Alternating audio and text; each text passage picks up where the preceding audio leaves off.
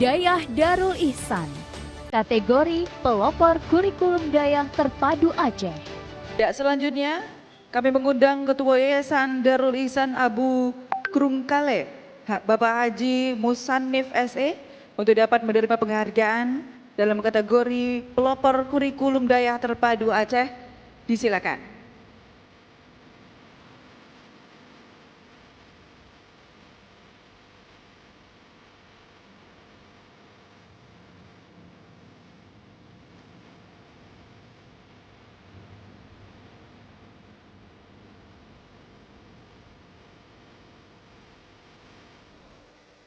Jadi berbahagia seperti yang kita saksikan, Ketua Yayasan Darul Ihsan Abu Krungkale Haji Musannif SE menerima penghargaan untuk Dayah Darul Ihsan dengan kategori pelopor kurikulum terpadu.